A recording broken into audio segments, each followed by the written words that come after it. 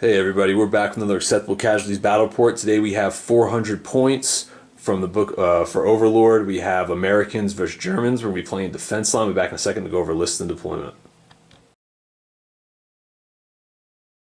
So here we have our 400 points of American Infantry Division out of the Overlord book. This is Scott's army. He's playing against Vin tonight, so if you hear me just doing narration and not talking about myself, that's why. So up here, Scott has his forward HQ in a Greyhound. Down here, he has his platoon of 3 rifle squads, 3 BAR squads. There's the platoon command. There's a bazooka attached to it. He also brought a LMG team with loaders. For Recce, he has a sniper. He has 2 Greyhounds. One is going to be an officer, and then he has 4 M10s with 1 officer in there as well. So altogether, this is roughly 400 points. We'll be back in a second to go over Vin's list. So here is Vin's German infantry division from Overlord as well. Looking a little light because Vin was only allowed to bring out roughly 300 points of actual models, and then it's 100 points of defenses for this scenario. That's kind of where we lined it up for the game. So Vin has his forward HQ in a Kubelwagen.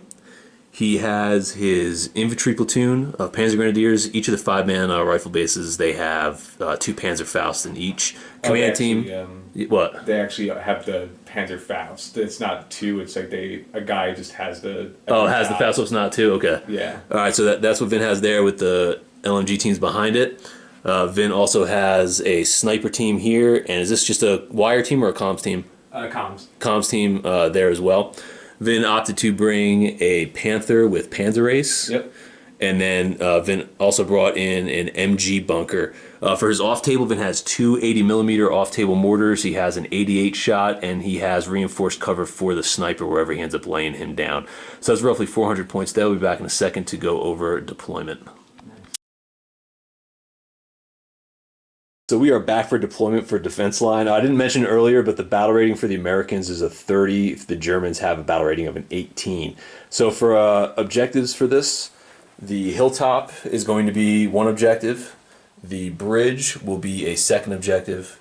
And then the 3rd objective in the back section is going to be this little courtyard here in the corner area of the crossroads. For Vin, he was able to get 1 unit in ambush, which is going to be his pillbox that was placed over there. There's a preliminary bombardment that pinned down one of the MG teams back here. And then for the rest of his deployment, he has a sniper reinforced on that 3rd floor. Then back there he has a rifle team, MG, rifle team. And then down here he has his Panther. And then Vin, you also had your platoon command out? Yep. Where are they at? Right. Okay, and then the platoon command is in here.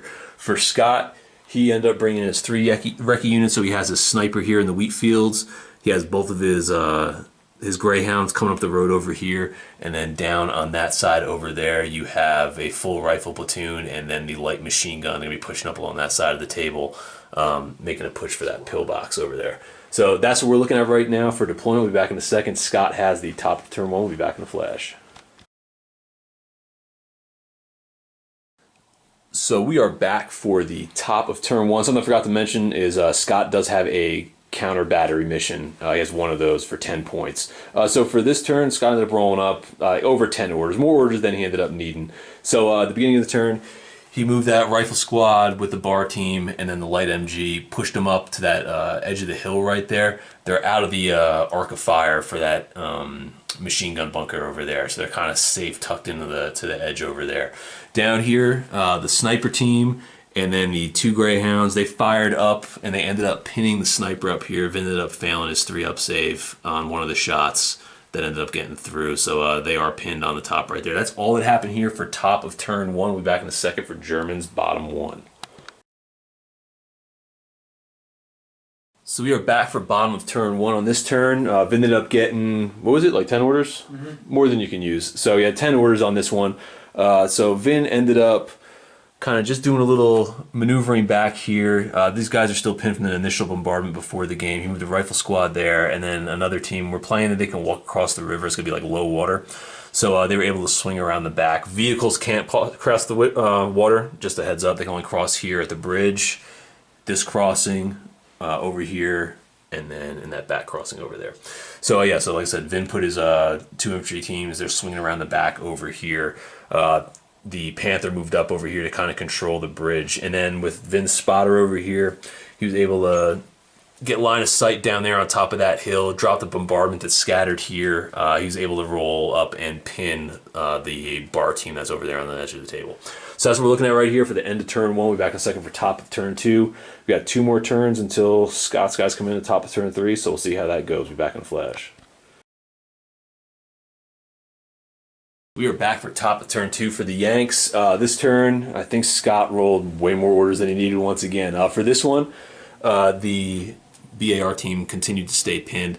Scott pushed up the LMG and loader team and the other rifle section. They're pushing up to that river right there.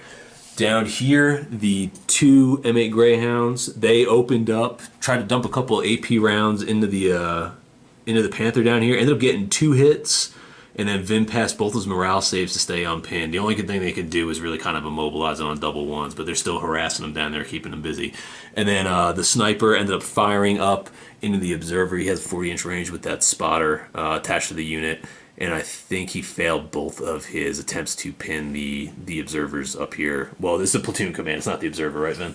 Yes, platoon command. All right, so yeah, the platoon command team. So that's all happening here for the top of turn 2. We'll be back in a second for bottom 2 for the Jerrys. So we are back for the bottom of turn 2 here for the Germans. Pretty good turn for Vin. So for this turn, Vin ended up taking that Panther. We got 10 orders, right, Vin? Mm-hmm. 10 orders. So Vin took his Panther, came down over here after an initial bombardment that he called off. So Vin first called a mortar bombardment. Let me do that, but it ended up scattering. Vin ended up waving it off. After that, he took the Panther, moved him up over to here, and was able to observe and then machine gun that rifle squad there. Killed 5, and then they ended up breaking off with a failed morale test. Right after that, Vin ended up taking this MG team over here that's up against the bridge. They were able to fire down and get 1 kill and actually pin that unit, so they're pinned down over there. For movement, Vin swung the rifle squad that was back here up around the back over there to help support that machine gun bunker. And then back along here, he put these guys in ambush, so they kind of got a view going out there along the bridge, that open area, and then they can also see under the bridge along that river. And these guys are still pinned back there, as well as the sniper in front. So that's what we're looking at here for bottom of turn 2. We'll be back in a second for top of turn 3 for the Americans. So we are back for the top of turn 3. On this one, Scott ended up rolling 2 for his reserves, and then orders. He had enough to move everybody. So to start things off, Scott rolled up those 2 Greyhounds up to over here. They were actually able to fire some AP shots into the back of the Panther with that 24-inch range on the road and actually get a pin off the rear armor. So that was pretty huge. So the Panther's sitting there pinned. After that, he rolled up his 2 M10s, get them up the road. So they're over here supporting those Greyhounds. The sniper tried to fire at long range and pin these guys back here, but they ended up failing the HE pinning check, and then or the regular pinning check. And then later in the round, Scott decided to pull a chit to get those guys unpinned, so they're active now. The chit he pulled was confusion, and it was enough to pin Vin's guy over here, rolled a 1 on the morale test. So that's what we're looking at right here for the Americans, top of turn 3. I'll be back in a second for bottom 3 for the Germans. Let's see if Vin can just hold the line for a couple more turns. I don't know, man. I'm going to get that Panther active. So we'll see what happens here. Bottom 3, Jerry's. So we are back for bottom of turn 3 for the Germans. For Vin's orders, he rolled just enough to get everybody active for this turn. So for this turn, Vin tried to drop a mortar bombardment down here between the M10s. Ended up scattering up here. It ended up hitting the 2 Greyhounds and the Panther, but failed to do anything at all. Vin also ended up swinging out the team that was in ambush back there. They have a Faust as part of the squad. Moved up here. It was actually able to move and then hit the side of the Greyhound and blow it up. Back over here, the machine gun bunker. Vin forgot he had ambush. He just ended up using the order to open fire down here and try to pin these guys as well, but failed to execute that. He put the rifle team in the back in ambush, and I think that's all you had here. And then at the end of the turn, Vin pulled the chit, and he rolled a 6 to unpin everybody. So everybody is now back active for the Germans going into the top of turn 4. Yeah, top of turn 4. So we'll be back in a second for Americans, top 4. So we are back for top of turn number 4. For this turn, Scott got 4 reserves in, and he had enough orders to activate everybody. So for this one, as you guys can see, things didn't go very well for the Panther over there. So what ended up happening here is Scott ended up moving up his M10 and was able to fire one shot into the rear of the Panther, ended up hitting, and he got, I think, like an 8 or 9 on the armor penetration table. It just blew the Panther sky high. The other Greyhound that was sitting back here ended up pulling back along the hillside there, and the other M10 that was parked here decided to pull around the hill as well as they start trying to gain a foothold on this position. The 2 M10s that you see here came in from reserves from the road, and they just rode up on this side of the table with really no anti-tank threat left over here. What do we got over there? Platoon command and bazooka team, they came in, they're 10 inches inside that wheat field over there.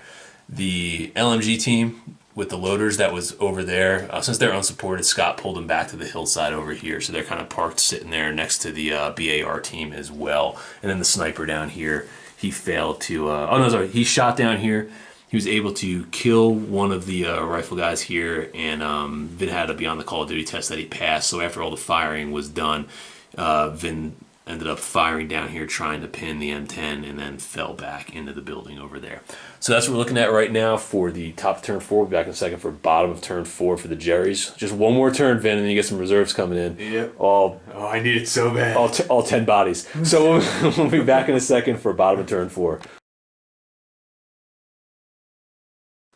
So we are back for bottom of turn 4 for the Germans. Vin only ended up rolling 5 orders for this one. So he ended up trying to shoot the machine gun team that he pushed into this building down here to pin these guys. He ended up failing on that, and then he dropped a mortar bombardment down here that scattered 18 inches back to right here, but it was enough to actually pin the open-topped M10 over here. And did you do anything else? No. That's it? Okay, yeah, so that was all Vin did for this turn 5, or for his 5 orders.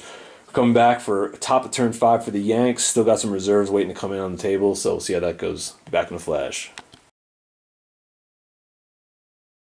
So we are back for top of turn 5 for the Americans. For this turn, Scott rolled 6, but he only had 5 reserves left, so everybody came back on the table. A bulk of it you see down here right now. So for this turn, like I said, he brought up the remainder of those rifle and bar teams up over here, and then there was another M10, I think. Was that what was the last thing that came up? And then, oh yeah, all right. And then it was the command Greyhound. Ended up coming on the table right here. It was 3 other orders, mostly positioning. He ended up taking the M10 that was there. They swung back around over to this point. The Greyhound that was here, they pushed up to the top of the hill as well as the M10. They tried to pin the unit that was in there doing the spotting for the mortars, but they failed to take him down. That's all that really happened here for top of turn 5. Like I said, the Yanks have everybody on. Vin finally starts getting some reserves in this turn. He has 1 Panzerfaust left on the table. Start firing those open tops, man. Play the pin game. We'll see how it goes. We'll be back in a second for bottom turn 5 for the Germans. So we are back for bottom of turn 5. Vin ended up rolling 1 reserve, and then how many? You had enough orders for everything, right? Oh yeah. Yeah. So this was pretty much a lot of shooting to pin at this point and some repositioning. So Vin tried to drop a mortar bombardment, but Scott ended up getting that 5-up roll for his counter battery, so they ended up silencing the guns for this turn, which was pretty huge. Then Vin was able to get a pin down here and pin the command Greyhound right here. With this sniper up top, he was able to actually go down and pin the LMG team over there. And then there's a little bit of positioning here. There's a rifle team that was in here. They actually have a casualty on them. They moved back to the little hedge line over here, making their way back. Another team that had the extra Faust, they fell back into the corner store over here, and then the Kuba wagon came on along the road. The table edge drove up, and they're parked over here. That has Vin's forward HQ in it. These guys were put in ambush, and I don't think anything else happened here on the table for Vin. So that's what we're looking at right now for bottom of turn 5 going to the top of turn 6. Pretty much everybody's on the table. Vin has, I think, the comms team, the comms relay team, is the only thing that's left off at this point. Right? Or do you comms relay and then these teams. Oh yeah, comms relay, and then Vin also has another rifle team and machine gun team left to come up. So that's what we're looking at right now, going in the top of turn 6 for the Americans. So we are back for the top of turn 6 here for the Americans. Pretty good turn. Things are starting to kind of move here. So In the beginning of the turn, Scott pushed the Greyhound and then this M10 up to the hedges right there. It was enough to machine gun the death. Well, it ended up killing 2 guys from that rifle team, and then they ended up breaking for morale. And then they punched a hole inside the Kuba wagon, but he still has one wound left from the 50 cal shots from the Greyhound. So that's kind of what happened on this flank over here. Down over here, between all these M10s that you see sitting here, they fired a whole bunch of shots, including the sniper back from the hedges over there, trying to pin the observer up here, and they just couldn't do it. Well, how many saves did you have? Just 1 save, right? Or 2. So you had to make 2 saves, but yeah, like there wasn't really anything kind of pushing these guys too hard. So that happened over there. Down over here, the bar team that was previously over there moved, then popped his ambush from the bridge over here, but failed to hit, so they were able to get to this point. And then the platoon command team pushed up to the lip right there.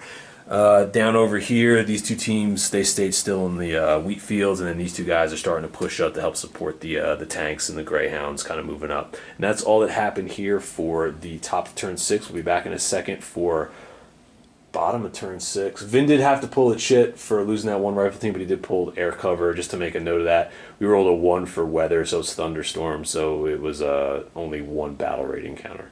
So we'll be back in a second for bottom turn 6. So we are back for bottom 6 for the Germans. Vin's doing the only thing he can at this point, and that's pinning everybody. So what ended up happening here is these guys, they ended up breaking and popping smoke, abandoned the vehicle.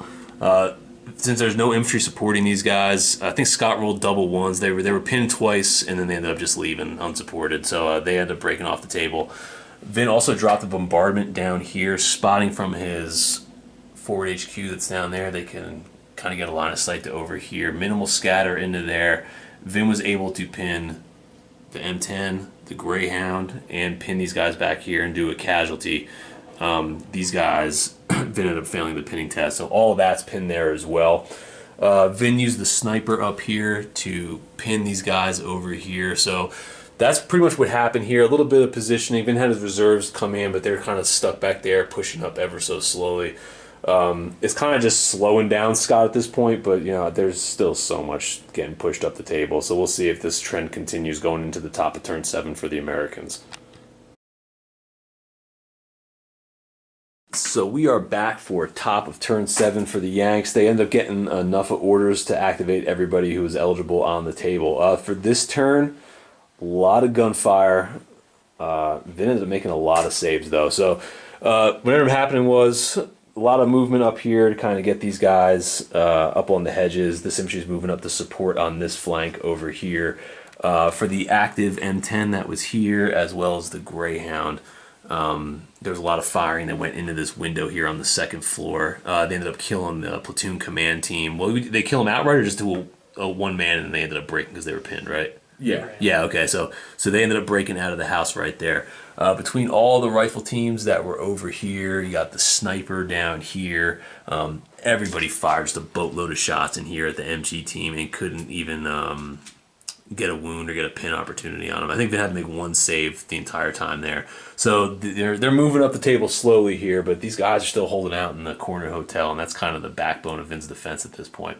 So we'll be back in a second here for the bottom of turn 7. I don't know what Vin's going to do. Probably just reinforce the line. So we'll be back in a second for bottom turn 7. So we are back for bottom of turn 7. That mortar, man, that off-table mortar has been saving Vin's bacon. So for this turn, there was a lot of shooting from this corner house over here, trying to get these guys pinned to no avail over there. Then Vin ended up spotting and then dropping a mortar round in here, and was enough to pin 3 of the open top vehicles. Vin's dice with the mortar has been super hot this game over here. Along the back end, Vin had some teams up here, pushed one up to the brick wall right there, and another one came into this building and then tried to pin the Greyhound over here, but failed to do so. And then the machine gun bunker back there was actually able to fire some shots into these guys here, but Scott made 2 of his 5-up saves because we're considering them inside the wheat field for where they're at. So that's what we're looking at right now for bottom of turn 7, going in the top of turn 8 for the Yanks. Just got to get out of this open field, Scott. That's all it is, man. This has been like the bane of your existence. So we'll be back in a second for top of turn 8 for the Americans.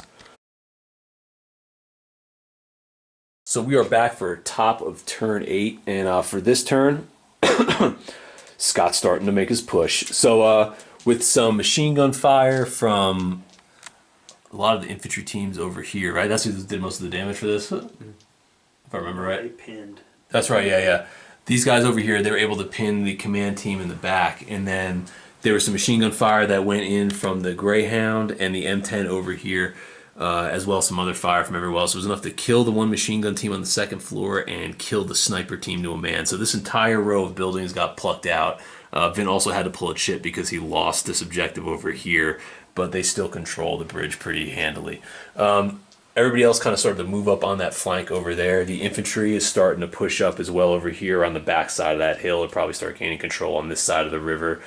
Scott also pulled a chit to unpin the remainder of these guys over here, which is kind of good because next turn Vin does not have a spotter because his forward HQ, they are the unit that's pinned, and they're the last available unit to spot that's on the table right now. So we're going into the bottom of turn 8. It looks like the Germans have set up their defense along that back row of buildings over there, just asking the Americans to come across the river. I don't know if they're going to actually do it or not. So we'll be back in a second for bottom turn 8 for the Jerrys. So we are back for bottom of turn 8 for Vin. He ended up getting enough orders to do everybody, right? Yep. Pretty much. So Vin used the MG bunker there, was able to pin these guys right here. And then there was some small arms fire trying to pin the Greyhound down here, but nobody can get a shot in on that over there. Vin also placed the rifle team in there on the first floor with the Panzerfaust there in ambush. And I think that's all that really happened here. He put these guys in ambush as well. So that's all we're looking at here for bottom of turn 8, going into the top of turn 9 for the Americans. Armor's starting to roll up then. Oh, yeah, that's definitely. Hope you got a plan. Be back in a flash. So we are back for top of turn 9 for the Americans, and they're starting to push up. So as you can see, the armor and infantry, everything's starting to push up to the hill here, getting engaged with the buildings.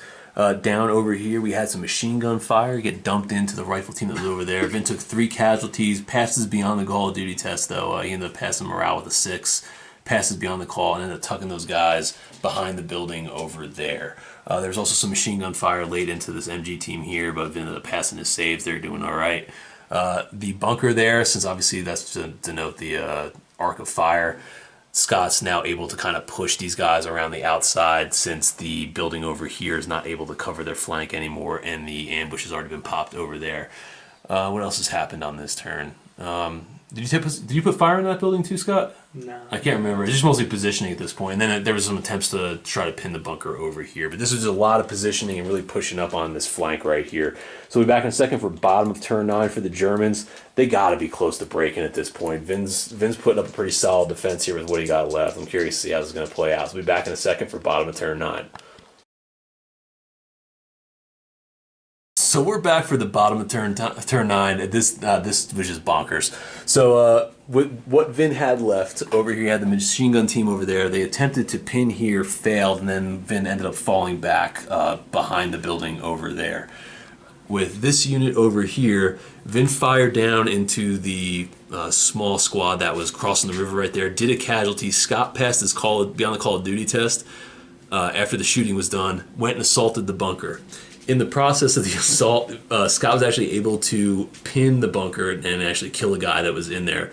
So Vin ended up pulling a chit at the end of his turn because he didn't have any actions really left to do. He ended up pulling Confusion, played it on these guys. So now they are pinned. The bunker is active because Vin rolled a 6 to unpin the units, and that's kind of what we're looking at right now going into the bottom of turn 10.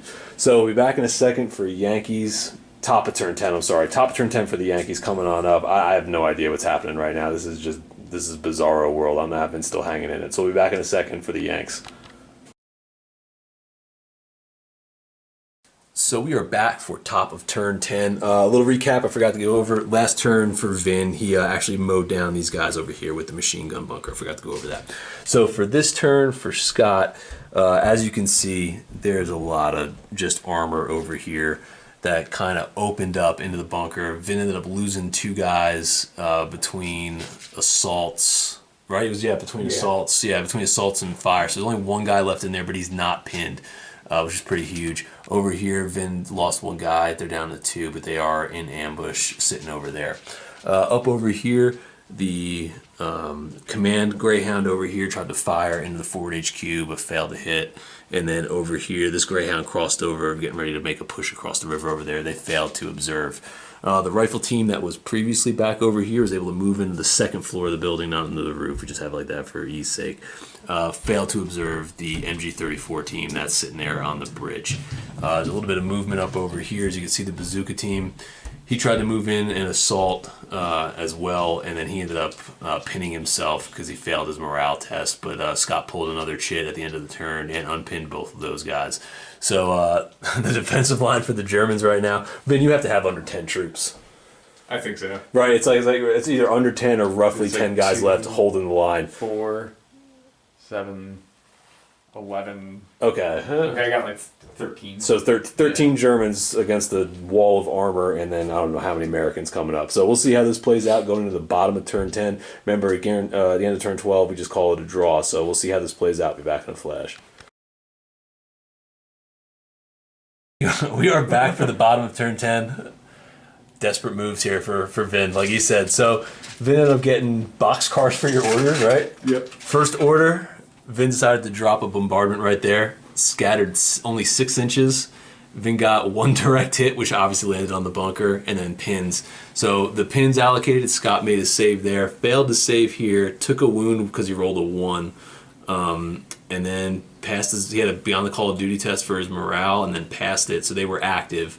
Then Vin ended up doing the wounds for this, so the HE rounds that ended up punching through the bunker was only 2 of them with the 4-ups, and then Vin failed one of his saves, ended up breaking them, pulled a chit, and that was enough to take Vin down to 0 battle rating from 18. So we'll be back in a second to go over end-of-game recap, and we'll be back in a flash.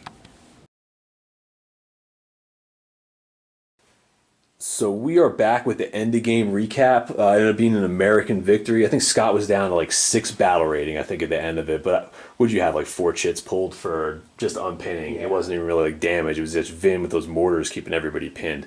I don't know, watching this one, we were just talking about it off camera a second ago. I mean, yeah, you could see the amount of casualties kind of on that side of the table. And Scott was saying pushing up over that hill early before he was able to get supported kind of stunted that a little bit, but like I said, as the game went on and things started to whittle down for Vin along this front line over here, kind of opened that up and made it a little bit easier over there. And then, like I said, just the mortar fire that Vin had here, that was huge. That like probably held the Americans up for like a good couple turns right there, just, you know, having to keep unpinning guys because those mortars kept dropping in. It was really effective on that.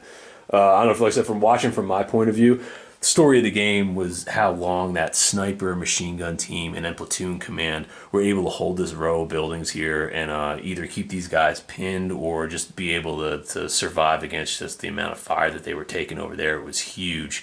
And I said, we were also talking off camera too, Vin's game was pretty flawless. The only thing that we really looked at that probably would have been a game changer was the Panther maybe on this side of the river and giving up his tail just a machine gun for that one turn. If we were saying if Vin might have kept on the other side of the river and then maybe held a defensive position along that crossroad right kind of over here, it might have kept those M10s and that armor at bay just a little bit longer and might have pushed this game maybe to a draw or maybe even to a victory. Like I said, Scott was only down to 6 battle rating. But I don't know, Vin, what were you thinking as far as your defense went and how things played out for you? It was definitely very, what's a good way to put it, improvised.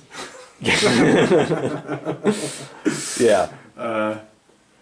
Once I saw Scott running all the guys over here, I did plan on originally keeping my Panther in the middle of the road and just kind of holding off the tanks, but I was just like, that just looks too good to leave alone. Yes, yeah, exactly. So just sitting out there, yeah. I was like, I think I'm just going to do a shock and awe thing and just kind of wipe that out. And I kind of underestimated the speed that he had and left, like you said, like the ass like wide open. Yeah. So it was a gamble. I mean, it like, was a gamble. Didn't pay off. No, not at all. But if it would have, I mean, it clearly was working.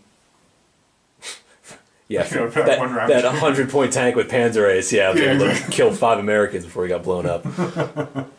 And then this one over here, I remember everybody in the beginning of the game was kind of giving me shit, be like, there's not really much of a, like, your arc is only there. And I was just like, well, it's not like I'm not going to defend Yeah, no, it worked out pretty Yeah. good. And just so you guys know as well, like before the game started, pretty fun. I talked to Vin about it, just to make a 300 point list and then take 100 points of defenses for this one. So if you're wondering why it's loaded up so heavy with defensive points, that's the reason why we wanted to kind of have a little more points on the attacking end, yeah, and a little bit more on the defensive side for the defending army over here. But like I said, yeah, I don't know, Vin. Like I said, it played out pretty good for you across the board. Trying to think, like I said, there's really not much to go over as far as tactically what you would have changed. Like I said, holding this side of the river as long as you did, it kind of helped you to shore up over here. I mean, there just wasn't enough time left, I think, to make a push across the river and kind of dislodge you from the bridge at that point. Like I said, it just worked out really, really well. And those mortars, man.